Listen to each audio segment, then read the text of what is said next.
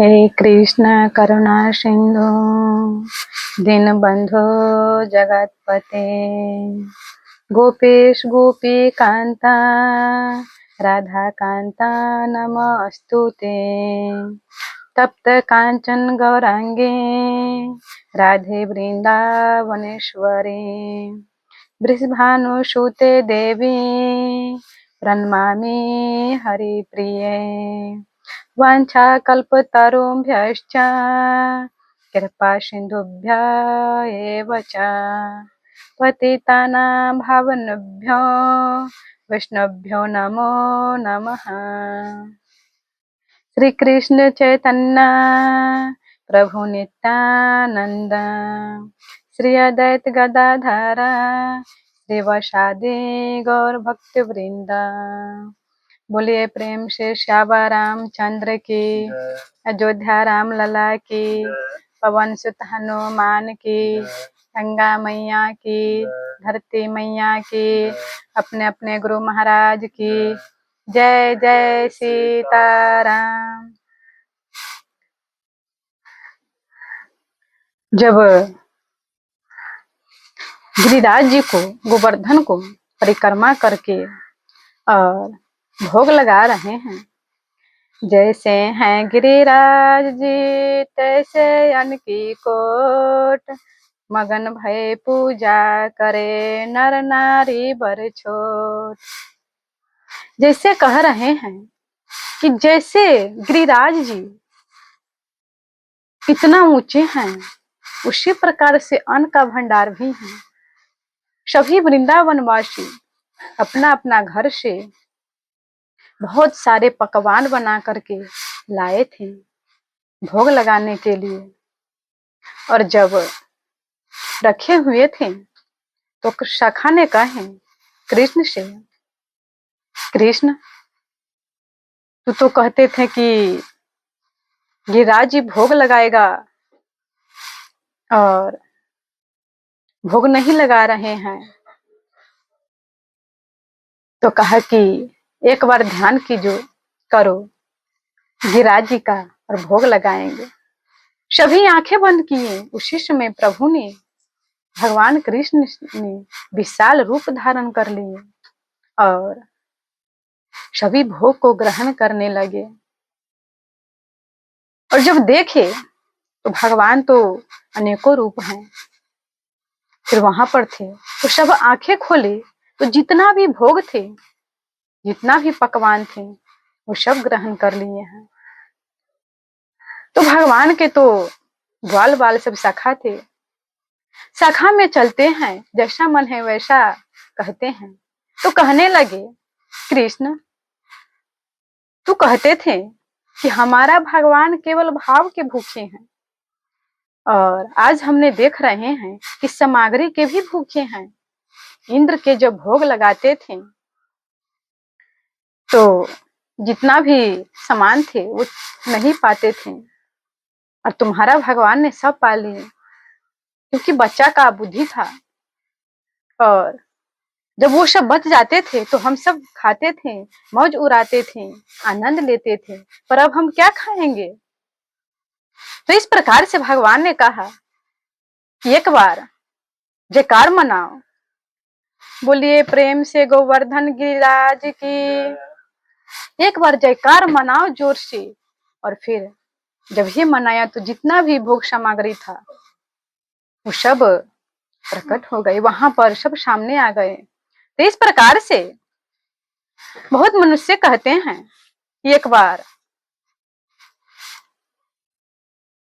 एक मनुष्य ने हनुमान जी को, बहुत बड़े सेठ थे, हनुमान जी को कुछ मान दिए और कहा कि हम 3 किलो लड्डू चढ़ाएंगे, मुंगवा लड्डू।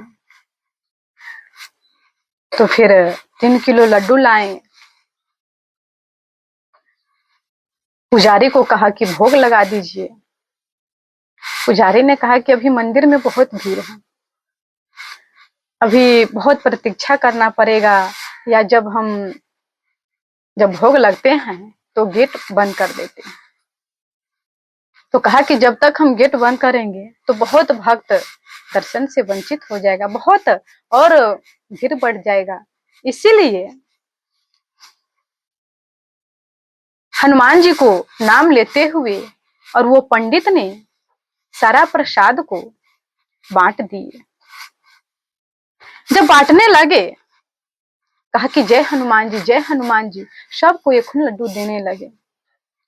तो देखा थोड़ा सा है, तो सेठ क्या कहते हैं कि पंडित जी सारा बांट दीजिएगा, क्या हमें नहीं दीजिएगा?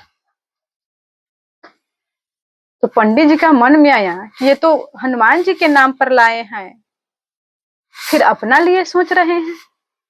इसी प्रकार से कहते हैं बहुत मनुष्य कि सब प्रभु का है, सब प्रभु का है।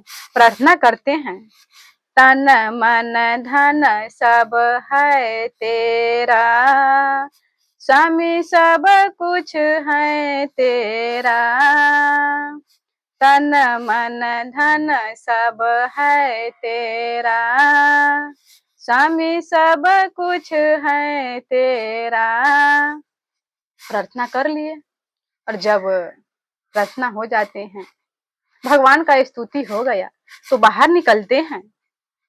जब गेट से बाहर आते हैं तो क्या कहते हैं, तन मन धन सब है मेरा, तन मन धन सब है मेरा, स्वामी सब कुछ है मेरा।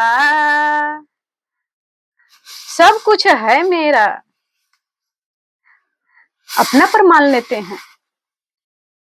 कहता है तो आपको कुछ नहीं है। ऐसा मनुष्य का बुद्धि है, केवल प्रार्थना करते हैं, केवल वहीं तक सीमित रहने देते हैं, विश्वास नहीं है। एक राजा थे, तो भगवान को सभी कुछ अर्पण कर दिए। भगवान ने तो कहा कि प्रभु सब कुछ आपका है। बहुत अनन्य भक्त थे, जो कुछ भी करते थे प्रभु के प्रायण होकर के, प्रभु पर अर्पण कर करके भोग जो प्रसाद पाते थे, भोजन पाते थे, प्रभु के प्रसाद ही पाते थे, प्रभु पर अर्पण करके। तो एक छोटा सा उसको पुत्र थे, तो जब भोजन बना लिए और भगवान को भोग लगाने के लिए जा रहे थे, जब भगवान को भोग लगाने जा रहे थे तो रास्ते में उसको पुत्र ने देखे। बहुत छोटे थे, 3-4 साल के होगा। तो कहा कि पिताजी हमें दीजिए, हम खाएंगे, हमें दीजिए। अब तो इस राजा को बहुत क्रोध आ गया। कहा कि हम पूजा पाठ करते हैं, हम प्रभु को भोग लगाने जा रहे हैं, इसको कैसे बुद्धि विकृत हो गया, बिना भोग लगाए पाएगा। उसी समय मंत्री को आज्ञा दिए कि ऐसा पुत्र हमें नहीं चाहिए, भगवान के बिना भोग लगाए प्रसाद पाएगा। और तलवार लाए, कहा कि ये पुत्र को हम नहीं रहने देंगे। उसी समय तलवार लेकर के भेद काटने के लिए हुआ। भगवान ने प्रकट हो गए उस भक्ति को देख करके और कहा कि राजन तुम कहा कि सब कुछ आपको है, फिर ये पुत्र तुम्हारा कैसे है? भगवान ने कह रहे हैं जब सब कुछ मुझको अर्पण कर दिया तो तेरा क्या है? ये पुत्र भी मेरा ही है, इस पुत्र को छोड़ दो। भगवान ने रक्षा की। यही कहते हैं कि अनन्य चित्तंतो योगम क्षेमम वहां में हम, कि योग क्षेम वहन करते हैं। भगवान ने उस पुत्र को मारने से बचा लिया। इसी प्रकार से अब सारा भोग सामग्री सब आ गए, सभी ग्वाल बाल ने, सभी सखा सब प्रसाद पाए। भगवान ने कहा कि सभी पालो आनंद से, सभी पाए। फिर अपने अपने घर आए। माधवी आया और माधवी तो अच्छा से देखा भी नहीं, क्योंकि वो चाहती थी कि हम कृष्णा के दर्शन नहीं करें, उस जादूगर को दर्शन नहीं करेंगे और वो भी हमको नहीं देख ले। इसीलिए इतना सारा घूंघट ताने रहते थे, कोई नहीं हमें देखे। और तो सासू के पीछे पीछे कार्य कर रही थी, जो बता रहे थे वो कर रहे थे। और घरे आई, उसको उतना देखे नहीं गिरिराज जी का पूजा उतना अच्छा से। अब आ करके फिर सब थके हुए थे, परिक्रमा किए थे, बहुत दूर हैं, और पूजा किए थे। आ करके रात्रि में सो गए। जब रात्रि में सो गया, सब थके हुए हैं, सोए हुए हैं। जब माधवी ने सुबह उठी तो जब बाहर देखे तो एकदम से आंधी तूफान आ रहे हैं और बहुत बारिश हो रहे हैं। सास ससुर भी बाहर निकल के आई। सारा ब्रिज में, सारा वृंदावन में बहुत शोर मचने लगा। और कृष्णा जी कहें कि चलो गिरिराज जी, गिरिराज जी चलो, वहीं पर हम सबको प्राणों की रक्षा होंगे। सभी कह रहे हैं गिरिराज जी चलो, गिरिराज जी चलो। उसी समय माधवी के सास ने कहा कि सुंदर कहाँ है? कहा कि वो नंद के घर गए हैं। उसी समय हाथ पकड़े माधवी के और कहा कि गिरिराज जी चलो, नंद के लला की आज्ञा है, गिरिराज जी चलो। और हाथ पकड़ करके भागने लगे, भागने लगे। किसी को कुछ नहीं दिखाई दे रहे हैं, इतना बारिश हो रहा है, पत्थर गिर रहा है, सबके सिर में चोट लग रहे हैं। माधवी भी अपने सासू के हाथ पकड़ के जा रही हैं। बहुत भीड़ हो गई। उस भीड़ में माधवी के सास के हाथ छूट गई। तब कहे कि हम कहाँ जाए? फिर भी मन में सोचे कि नहीं, ये सब जिधर जा रहे हैं हम भी उधर ही जाते हैं, क्योंकि जहां प्राण को रक्षा हो रहे हैं ब्रिज, वहां पर गिरिराज में सब वहीं पर जा रहे हैं, हम भी पीछे पीछे जा रहे हैं, पर कुछ नहीं देखे हुए हैं, क्योंकि वृंदावन के बहू हैं, क्या देखेगी? अभी थोड़े ही दिन शादी होकर के आए हैं। इस प्रकार से पीछे पीछे जाने लगी, नीचे मुड़ी करके। तब जाते जाते थोड़ा और दूर बढ़े तो फिर जब देखा कि अब बारिश से रहित हो गया है और माथे पर चोट भी नहीं लग रहा है, बहुत बड़े बड़े पत्थर गिर रहे थे, तब थोड़ा सा घूंघट ऐसे किया और देखा तो कहा कि यहाँ पर राहत है, यहाँ पर आराम मिल गया। तो कहा कि यहाँ कुछ गुफा उफा लग रहे हैं। तो फिर गोपी थी साथ बगल में, दूसरा गोपी से पूछी कि हम लोग कहाँ आ गए हैं, हम सब कहाँ हैं? तो कहा कि कल पूजा करने आई थी ब्रिजराज में, गिरिराज में, वहीं पर हम लोग हैं। कहा कि पर्वत के ने? हाँ। तो सोचा, माधवी ने सोचा कि नंद जी ने, वो तो राजा हैं, अपने सभी से कह करके, मंत्री सबसे, और इस गिरिराज को कुछ खंभा लगाए होंगे, इसी पर टिका होगा। तो फिर माधवी ने कहा कि क्या, किस पर ये टिका हुआ है, किस पर टिका हुआ है, थोड़ा हम देख लेते हैं। और जब ऐसे देखने लगी माधवी ने, वहां पर नहीं सास हैं, नहीं सुंदर हैं। तो जब इस तरह देखने लगे, बहुत बड़ा, और देखते देखते चारों तरफ उसका दृष्टि जा रहे हैं, तो फिर क्या देखते हैं, एक नाखून के, जो नाखून पर एक उंगली पर ये टिका हुआ है, तो उस पर उसका दृष्टि रुक गया माधवी के। और माधवी निहारने लगी, ये किसका उंगली है, ये तो उंगली पर टिका हुआ है, एक छोटा सा उंगली पर ये इतना बड़ा। तो कहा गोपी से ये किसका उंगली है? कहा कि ये नंद के लाला के हैं, कृष्णा के हैं। तो फिर माधवी को उतना माँ सिखाई थी, कहा कि ये जादूगर के। तो फिर जब ऐसे देखने लगे इस उंगली पर, तो फिर धीरे धीरे उसका दृष्टि नीचे आ रहे हैं। फिर यहाँ पर देखिए, फिर यहाँ पर देखिए, उतना बहुत सुंदर ऊँठी पहने हुए हैं। और फिर थोड़ा बाजू में आए, बाजू में बहुत सुंदर कंगन पहने हुए हैं। और थोड़ा नीचे आए तो जैसे मेहंदी लगाए रहते हैं, उसमें कभी कभी नाम लिख लेते हैं, उसी प्रकार से देख रहे हैं माधवी ने कि प्रभु के हाथ में बहुत सुंदर से, बहुत छोटे छोटे अक्षर में राधा राधा राधा लिखे हुए हैं। अब तो इसका जब ऐसे हाथ किए थे, बायां हाथ पर टिके हुए थे, तो फिर और नीचे आए और नीचे आए, माथे पर दृष्टि गया। माथे पर वो सुंदर बहुत मोर मुकुट अच्छा से सजे हुए थे,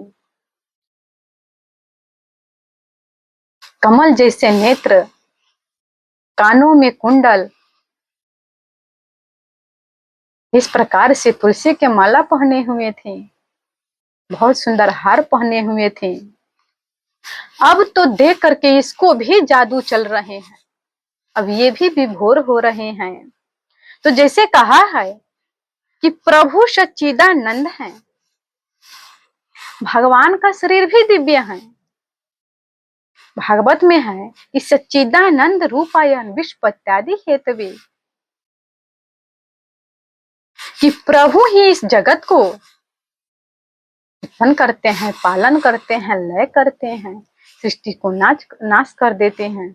इस प्रकार से प्रभु ही एक चला रहे हैं, प्रभु ही सत्य हैं, प्रभु के सिवा कुछ नहीं है। चिदानंद देह तुम्हारा विगता काम मद मोह। अब माधवी पर भी जादू चलने लगा, देख करके भी होश हो रहे हैं। अब क्या कहते हैं, माधवी ने देख रहे हैं, देख रहे हैं, अब इसका मूर्छित अवस्था आ रहे हैं, बेहोश हो रहे हैं। गोपी ने देखा, कहा कि ये पहली बार देख रही होगी। तो कहा कि गोपी से पूछा, क्या वही नंद के लाला है, कृष्ण है? कहा कि हाँ।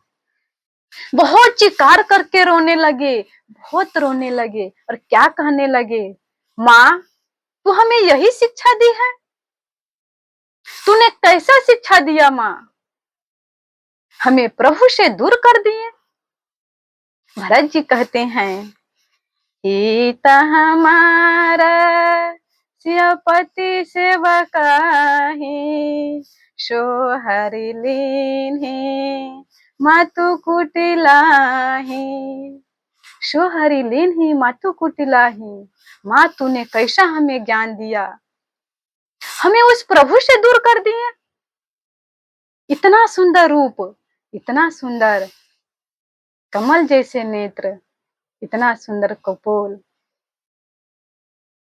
बहुत रोने लगे, बहुत रोने लगे। और देखिए, हम एक बात आप सबसे कहना चाहती हूँ, हे माता आप लोग सुनिए एक ध्यान दे करके।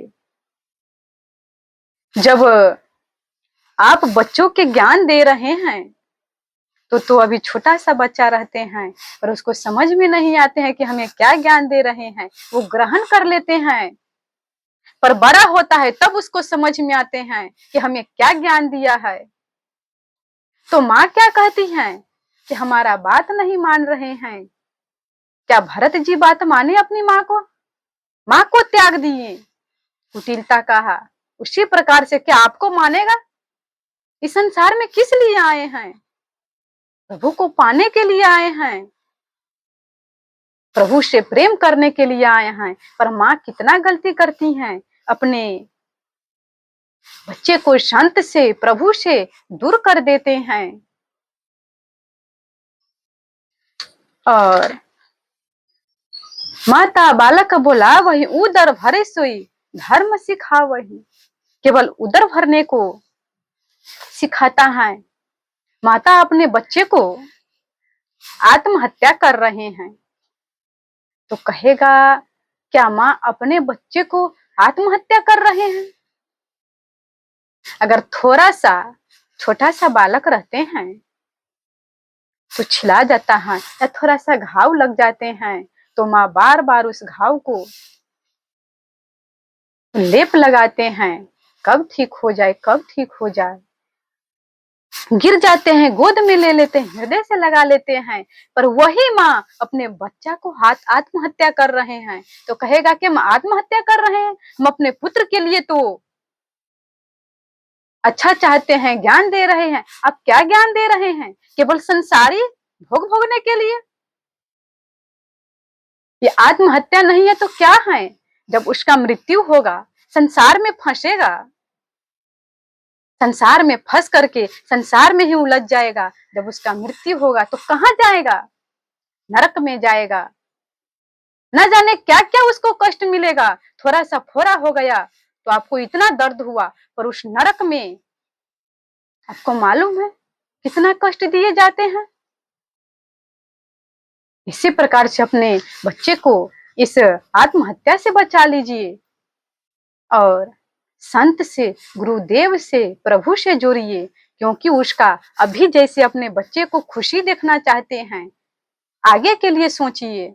ये तो 2 दिन के लिए है जिंदगी, पर आगे के लिए आप देखिए, अपने बालक को सुखी देखना चाहते हैं या दुखी। इस प्रकार से माधवी कहने लगी कि माँ तूने क्या किया, हमें इस प्रभु के बंसी सुनने के लिए तूने रुई दी, कान में ठूसने के लिए हमें बंसी से वंचित कर दिया, उस लीला हम देख नहीं पाए। रोने लगे रोते रोते, ये आंख क्यों मिला है? आंख का सफल यही है प्रभु का दर्शन करने के लिए। नयना शांत दर्शन नहीं देखा, लोचन मोरा पंख कर लेखा। ये आंख मोर के पंख के समान है, जिस आंखों से संतों के और प्रभु के दर्शन नहीं हुआ। इस प्रकार से जब रोने लगी, बहुत बिलखने लगी, बेहोश हो गई, गिर पड़ी। गोपी ने देखा, कहा कि अभी इसका पहला दृश्य है, प्रभु के दर्शन किया है, यही हाल होते हैं, प्रभु के दर्शन करके उठा रहे हैं। तो नंद बाबा और यशोदा मैया क्या सोच रहे हैं कि हमारा लल्ला छोटा सा है और इतना बड़ा पर्वत उठाए हैं। सांडल्य ऋषि से कहने लगे कि आप हमें कुछ उपाय बतलाइए। क्या उपाय? हम पूजा पाठ करें या क्या नेम करें जो हमारे लल्ला को बल बढ़े, शक्ति बढ़े, थके नहीं। तो सांडिल्य ऋषि क्या कहें? कहा कि कन्या पूजन करो, शक्ति पूजन। तो कहा कि किस कन्या का? कन्या में भी उस कन्या को पूजा करो, ब्रिज की एक कुमारी लड़की है राधा जी, श्री जी का पूजन करो और भोग लगाओ, 56 भोग। कहा कि सोने का सिंहासन आनो और जहां प्रभु अपने बायां उंगली पर उठाए हैं वहां पर उस सोने का सिंहासन विराजमान करो और उस राधा जी को उस पर विराजमान करो और भोग लगाओ, आरती उतारो। ये तो सारा लीला प्रभु के ही थे। प्रभु ही मन में ऐसा विचार प्रकट किए। फिर नंद यशोदा ने सोने के सिंहासन पर राधा जी को विराजमान किए और आरती करने लगे, 56 प्रकार के भोजन पवाए। इस प्रकार से तो गोपी बगल में थी, तो कृष्ण जी अपने उंगली पर, हाथ पर देख रहे हैं। तो देख रहे हैं तो गोपी ने कहा कि क्या देख रहे हैं। कृष्ण जी को कहा कि आप क्या देख रहे हैं। कृष्ण जी ने कहा कि हम अपने हाथ को देख रहे हैं, उंगली को देख रहे हैं। कहा कि किस लिए देख रहे हैं।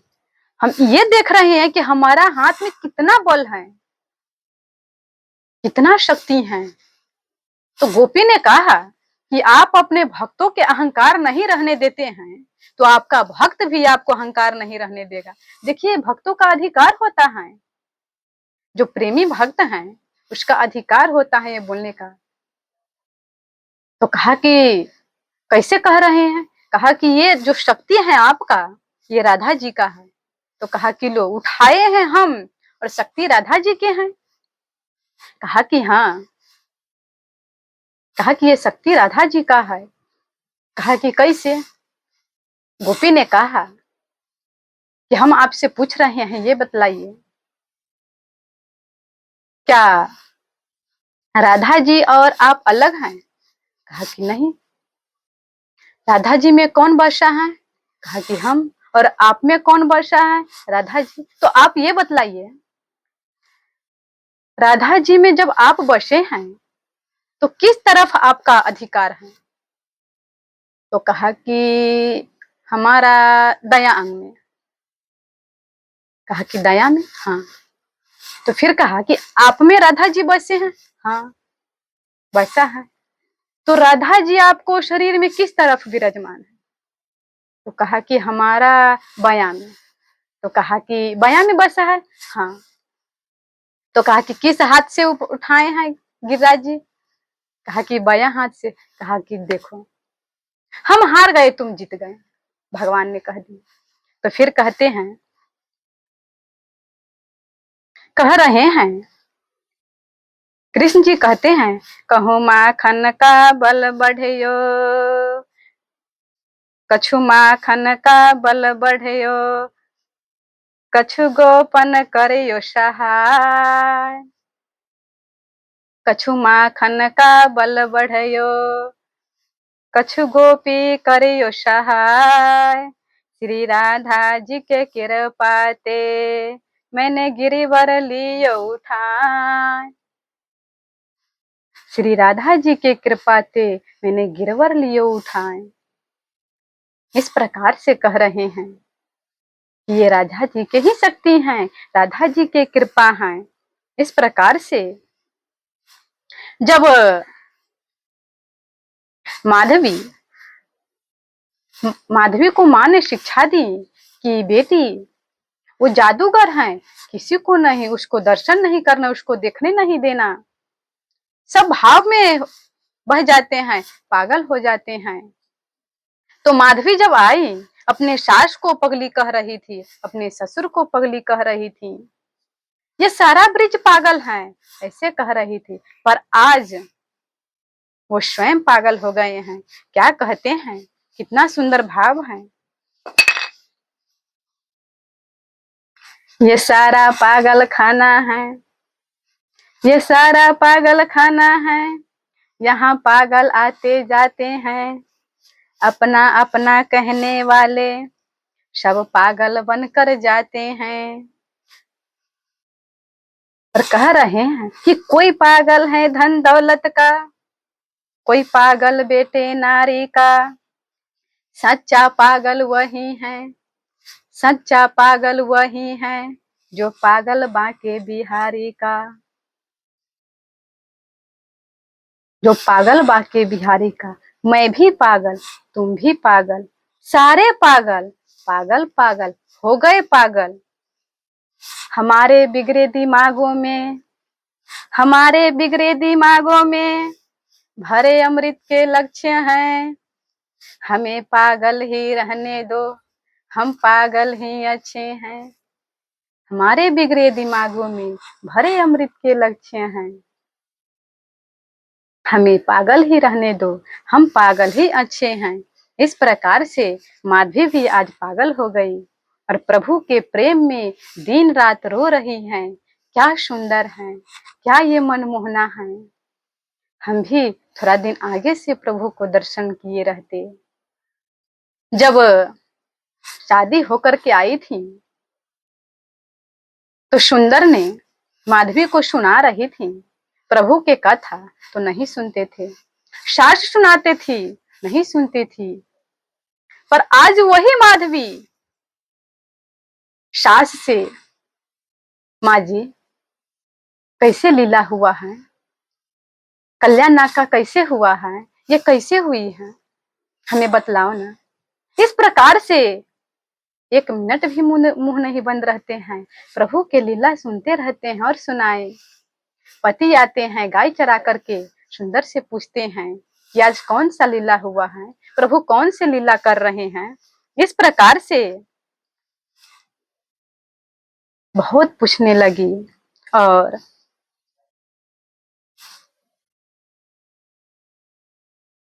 जब वहां पर, तो वहां पर गिरिराज में माधवी बेहोश हो गई। तो जब बेहोश हो गई तो फिर जब 7 दिन हो गया तो इंद्र ने अपने वर्षा को रोक दी। कहा कि ये तो कुछ नहीं प्रभाव पड़ रहे हैं, ये प्रभु हैं। इंद्र ने आए और क्षमा मांगने लगे। चरण में तब गिरी पर्यो, क्षमा करो अपराध, हे जग करता आपकी लीला यगमय पार। हे जगकर्ता आपकी लीला यगमा पार, हमें क्षमा कर दो, क्षमा कर दो प्रभु, क्षमा कर दो। इंद्र ने बहुत माफी मांगने लगा, रोने लगा। तो प्रभु दुखित नहीं हुए, उसको क्षमा कर दी। क्यों क्षमा किए? इस प्रकार से क्षमा कर दिए कि हम आपको एक उदाहरण से समझा रही हूं। अगर किसी माँ के 4-5 पुत्री रहती हैं, तो जब कोई भी उत्सव होते हैं घर में, तो सब पुत्री को बुलाते हैं। तो सब तो अपना अपना घर रहते हैं ससुराल में, पर माँ के घर आते हैं तो सब एक साथ मिल जाते हैं। तो माँ ने सब पुत्री को देख करके और सब अपने बेटा को देख करके एक साथ कितना खुशी होते हैं, कितना आनंद में होते हैं। खुशी से उसको बहुत भर जाती हैं। उसी प्रकार से कह रहे हैं कि जब बारिश नहीं होते थे तो सब अपना अपना घर रहते थे, एक साथ नहीं। पर 7 दिन भक्त और भगवान का रात दिन मिलन चलता रहा, देखते रहे एक दूसरे को। भगवान ने बहुत खुशी हुए, बहुत आनंद में हुए, क्षमा कर दिए। तो अब शांत हो गया बारिश और सभी अपना अपना कहा कि भगवान ने अब शांत हो गए हैं, इंद्र का समझ में आ गया है, सभी अपने अपने घर जाओ। पर इतना आंधी तूफान आए थे कि जो कच्चा घर था मिट्टी का, वो सब ढह गए थे, वृक्ष सब गिर गए थे और बहुत हानि पहुंचे थे। पर प्रभु ने अपने कृपा से पहले जैसा था उसी प्रकार से सब वृंदावन को कर दिए और कहा कि सब अपने अपने घर जाओ, सभी का सामग्री सब सुरक्षित है। इस प्रकार से सभी अपने अपने घर गए और तो सब तो चले गए अपने अपने घर, पर भगवान ने उस गिरिराज को रखने के लिए हुए। तो भगवान तो सबके हृदय में, सब जानते हैं कि कौन कहाँ है। तो माधवी वहीं पर बैठी हुई थी। तो कहा कि और कोई है? हम गिरिराज को रख रहे हैं, जो भी बच्चे हैं चले जाओ। पर ये प्रभु तो प्रण ले लिए थे कि अब हमें, माधवी को कहा कि हमको मुख नहीं दिखा रही हैं,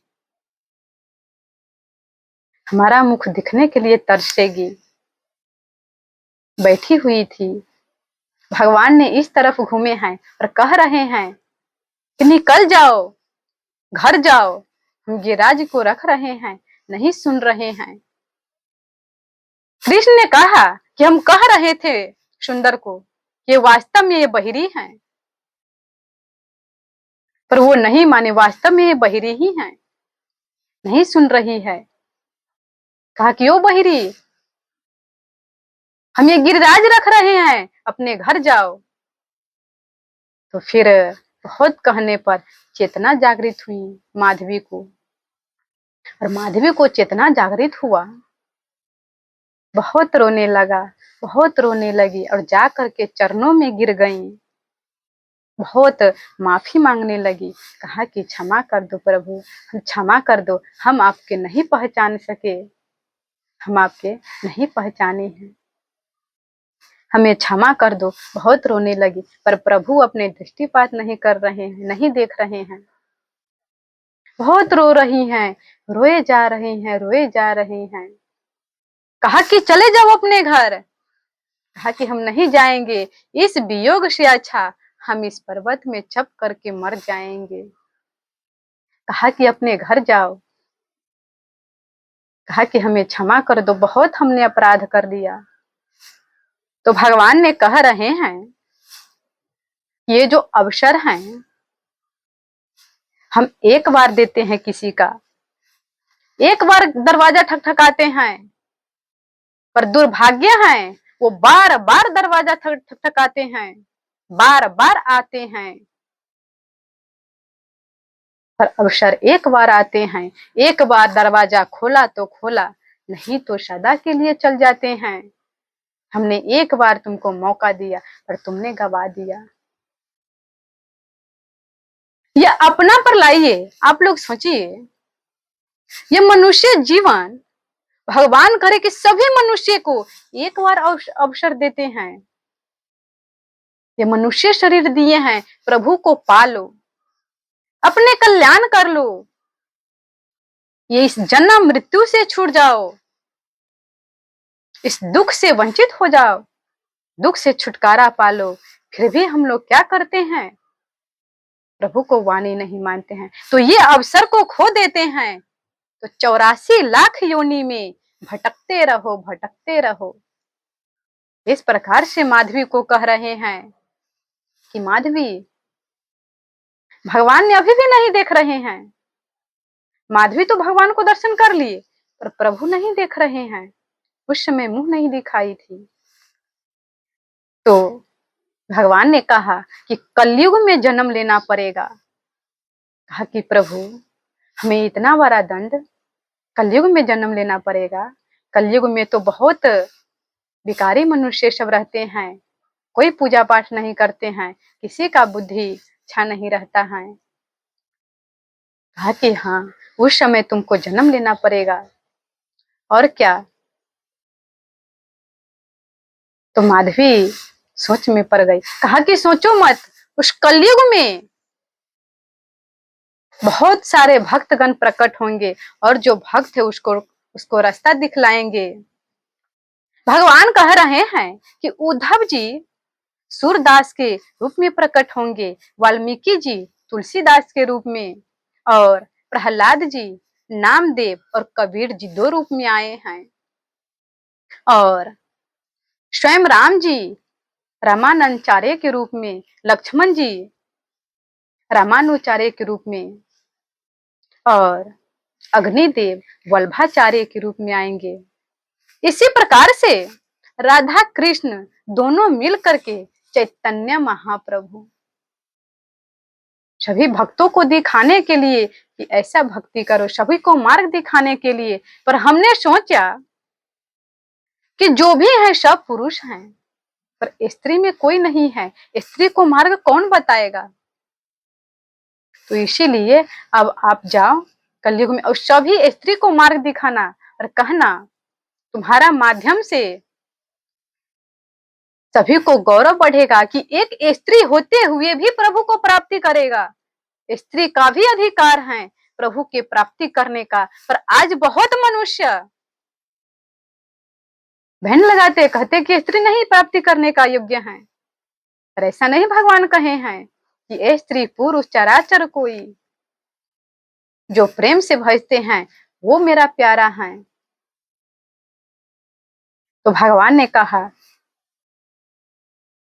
तो स्वीकार कर लिए, कर कहा कि जैसे प्रभु आपकी कृपा इस प्रकार से। और राजस्थान में कहा कि तुम्हारा राजस्थान में मेरता में क्षत्रिय कुल में जन्म होगा और विरह के ताप में तपती जाओगी। प्रभु को पाने के लिए, हमारा दर्शन करने के लिए बहुत व्याकुल होगी। इस प्रकार से फिर मेरा गोलोक धाम में आएगी। तो फिर वहां से भगवान ने कहा कि अब घर जाओ। आ गई। घर आकर के प्रभु के लीला सुनने लगी, गुणगान सुनने लगा।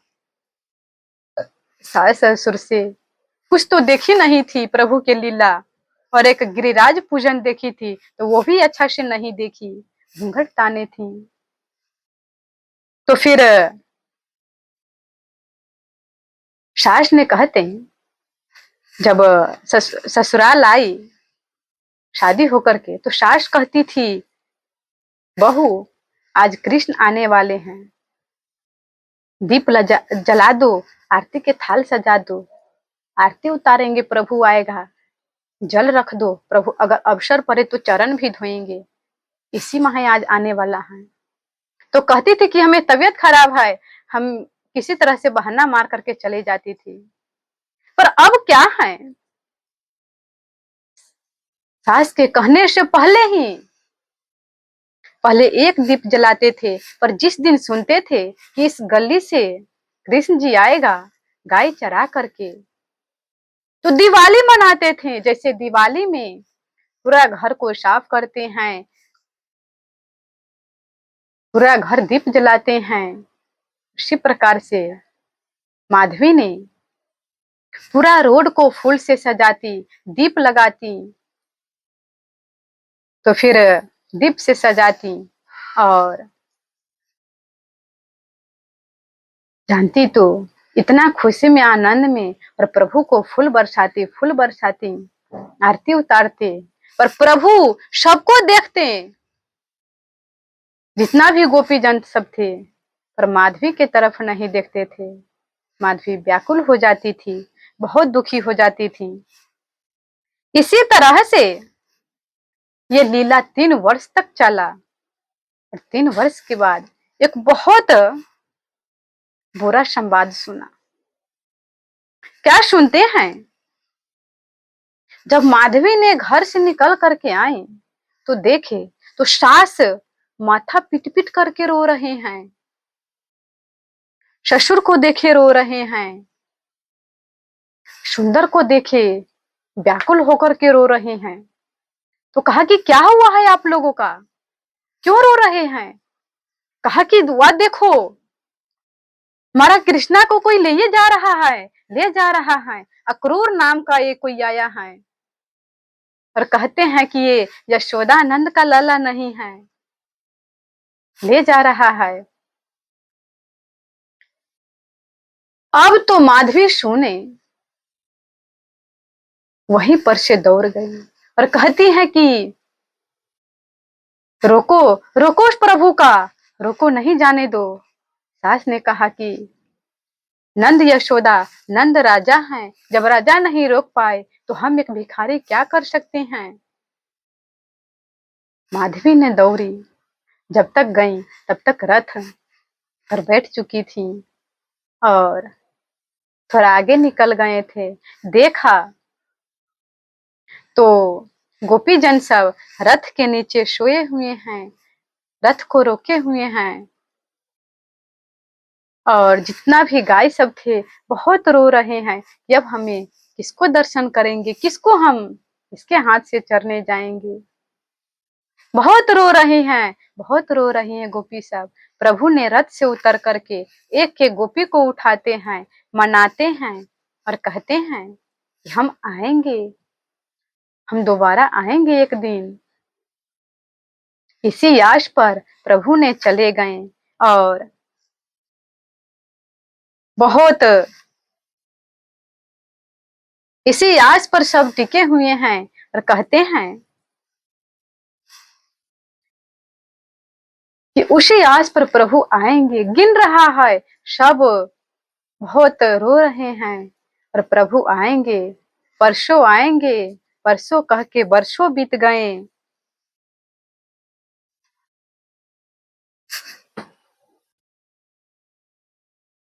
फिर और आगे देखें तो राधा जी को भगवान ने राधा को 3 चीज दी। वो 3 चीज क्या है?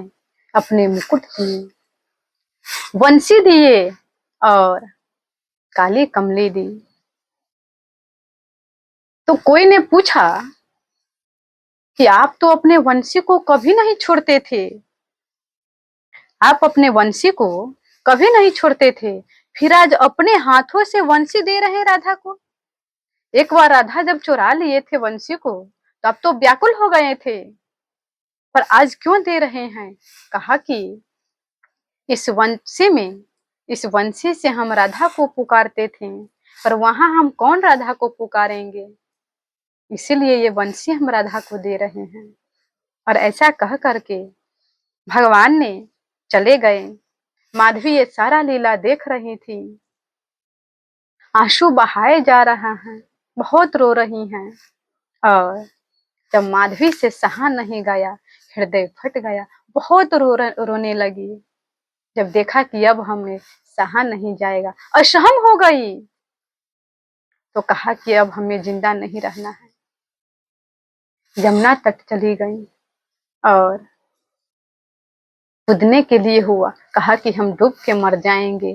उसी समय एक सखी ने पीछे से हाथ पकड़ लिए और कहा कि क्या कर रही हैं? कहा कि नहीं, हमें डूबने दो, हमें ये पीड़ा नहीं सहा जा रहा है। वो चंपा लती सखी थी। चंपा ने कहा कैसा नहीं कहो, एक आस पर जियो, हम सब भी बहुत व्याकुल हैं, पर एक ही आस है कि प्रभु आएंगे। प्रभु ने कहा है, प्रभु कभी नहीं झूठ बोल सकते हैं। तो माधवी ने कहा कि आप सबने प्रभु को तो लीला देखे हैं, आप सबने पाकर के खोए हैं, पर हम तो पाए भी नहीं हैं। आपको ये खुशी है प्रभु आएंगे, हमारा जीवन में निराशा ही निराशा है। तो कहा कि राधा जी के पास चलो, वहां पर संतवाना मिलेगा, वहां पर खुशी मिलेगा। हम सभी राधा के सहारे जी रहे हैं। तो चंपक ने माधवी को लेकर के राधा के भवन में आई, राधा जी के पास आई। राधा निकुंज में बैठी हुई थी, एक भवन में। तो कहा कि क्या है? उस बरसाने वाली तर जो सब दुखों के हर लेते हैं और दरबार में राधा रानी के दर्द दुख मिटाए जाते हैं, दुनिया के सताए लोग के यहाँ सीने से लगाए जाते हैं, दुनिया के सताए लोगों का यहाँ सीने से लगाए जाते हैं। हारे का सहारा प्रभु हैं, वो कृपामयी हैं, कृपा बरसाते हैं, कृपा करते नहीं है, कृपा का धारा बहते हैं सभी पर। इस प्रकार से माधवी ने कहा। राधा जी ने पूछा क्या हुआ है? कहा कि हम क्या बतलाएं, हमसे सहन नहीं हो रहा है। कहा कि यहीं पर रहो।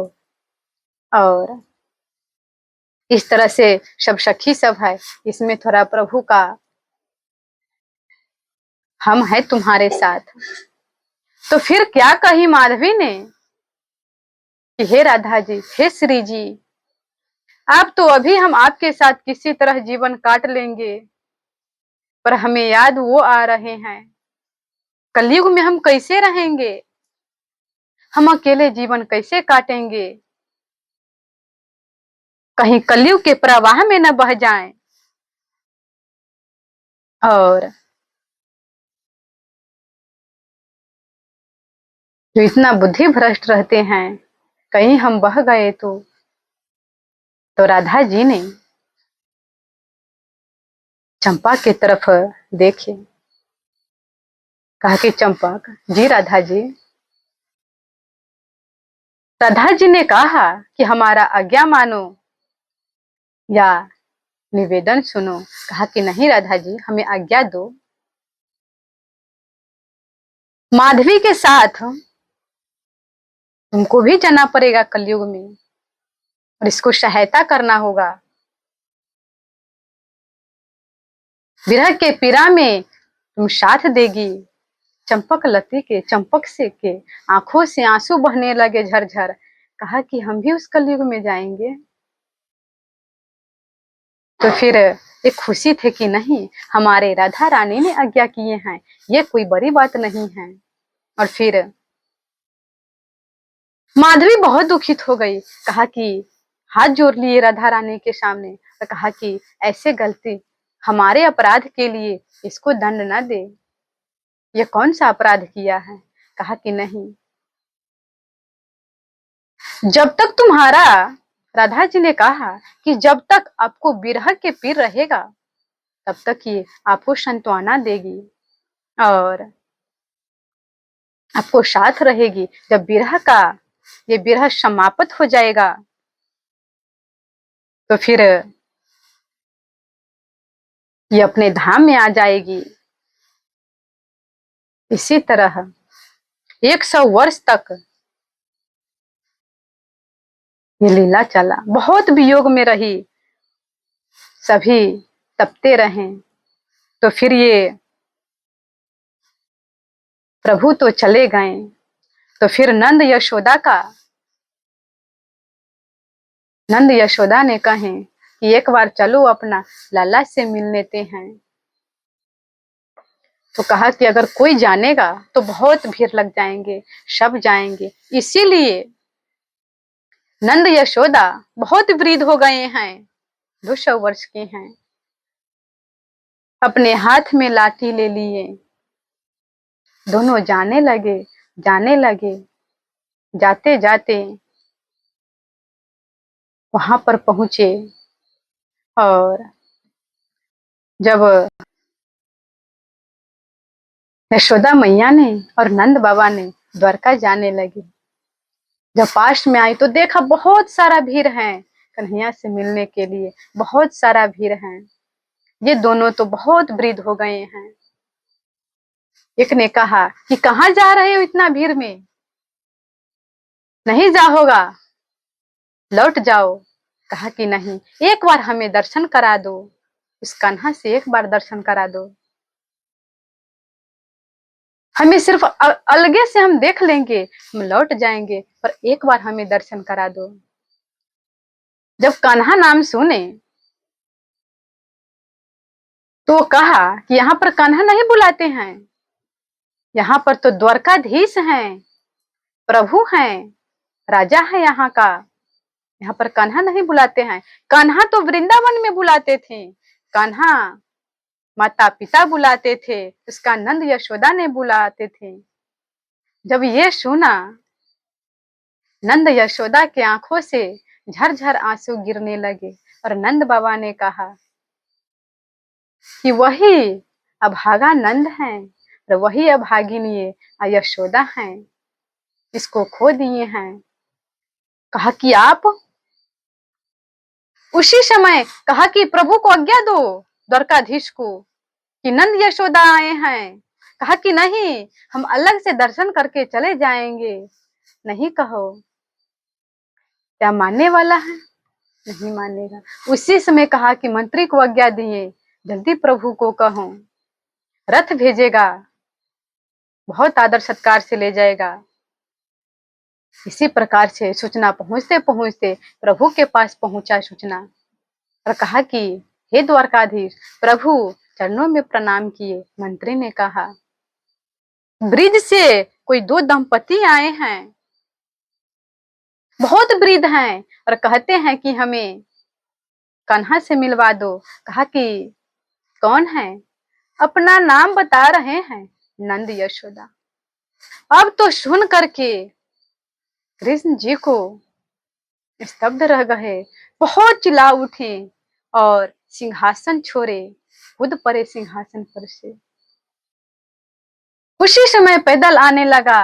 मंत्री सब ने रोकते रह गए कि प्रभु रथ हैं, रथ पर बैठ जाइए। कहा कि नहीं। और पीतम्बर कहाँ है, मुकुट कहाँ है, सारा गिर पड़े। दौड़ने लगे और देखे नंद बाबा और यशोदा मैया वहां हैं। इतना दूर से ही चरणों में प्रणाम किए, धरती में लेट गए अब नंद यशोदा को उतना दिखाई नहीं दे रहे हैं। रोते रोते आंख को बहुत धुंधलापन दिखाई दे रहे हैं, आंख फूल गए हैं। तो कोई कहा कि आपका लाला या कृष्णा जी आपको प्रणाम कर रहे। क्या प्रणाम कर रहा है? कहाँ है? फिर गए और उठाया, गोद में रख लिए। मैया ने, प्रभु ने हाथ जोड़े हुए हैं और क्या कहते हैं? क्षमा करो मैया, क्षमा करो मैया, क्षमा करो। एक ही वाणी निकल रहे हैं प्रभु के मुख से, क्षमा करो। फिर प्रभु ने हाथ जोड़े हुए हैं, माँ तो हृदय से लगा लिए, अपने गोद में बैठा लिए। तो कहेगा क्या? प्रभु तो इतना बड़ा है फिर भी गोद में बैठा है। नहीं, माँ के लिए चाहे बालक कितना भी बड़ा हो जाए, पर माँ के आगू में पुत्र छोटा ही रहते हैं।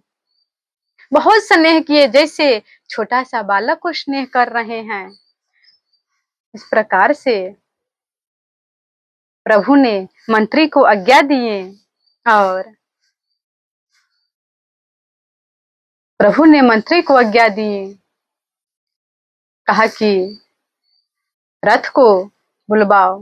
रथ आया, नंद यशोदा को रथ पर बैठाए। नंद यशोदा मना करते रह गए कि नहीं, हम नहीं बैठेंगे, हम नहीं जाएंगे, हम अभी दर्शन हो गया कान्हा, अब हम जा रहे हैं वृंदावन। कहा कि नहीं माँ।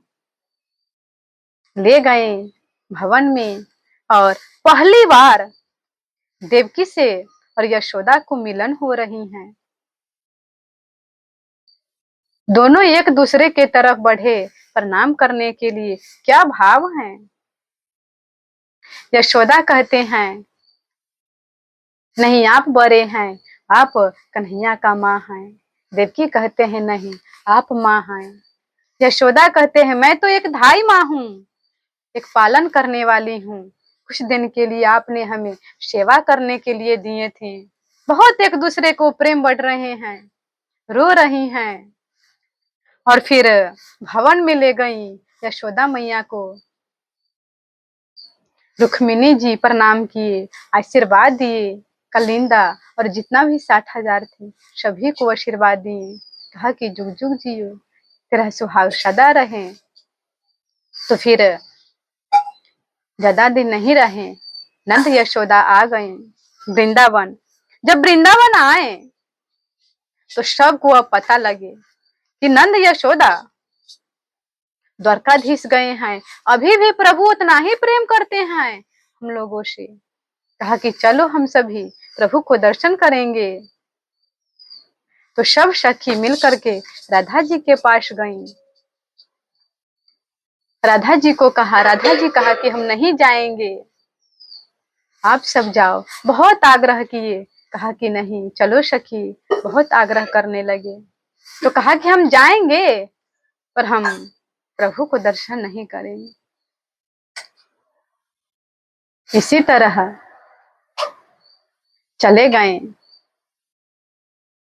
और तो राधा जी ने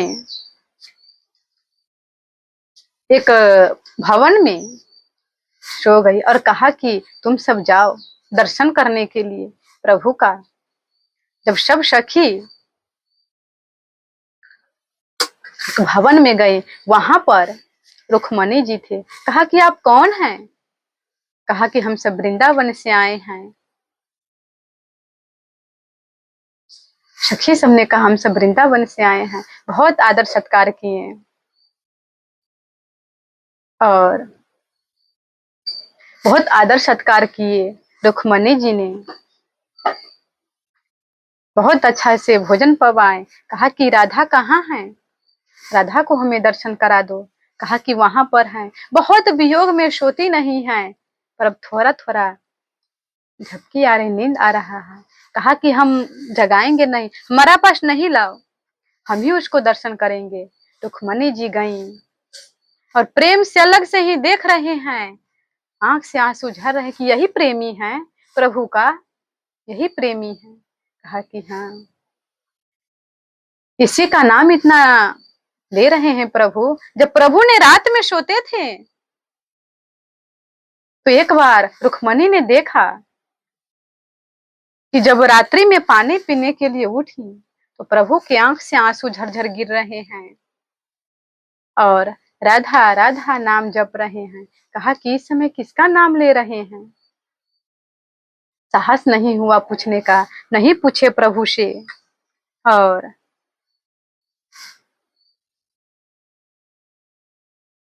दोनों जब राधा रानी ने नींद से उठी तो कितना अच्छा से मिल रहे हैं।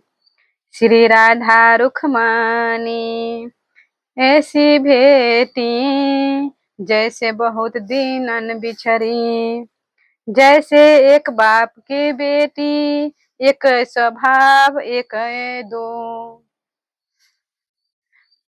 दो हरि प्यारी, एक प्राण एक मन दो के, केवल तन सो दो न्यारी, निज में दरी ले गई रुक्मणी। अपना निज मंदिर में ले गया और फिर राधा जी को बैठा रहे हैं, बहुत सम्मान कर रहे हैं। इसीलिए ये जो आगे का व्याख्या है, अब तीसरा पाठ में देखिएगा आप लोग। बोलिए प्रेम से सियावर रामचंद्र की, अयोध्या राम लला की, पवन सुत हनुमान की, गंगा मैया की, धरती मैया की, अपने अपने गुरु महाराज की। जय जय सीता।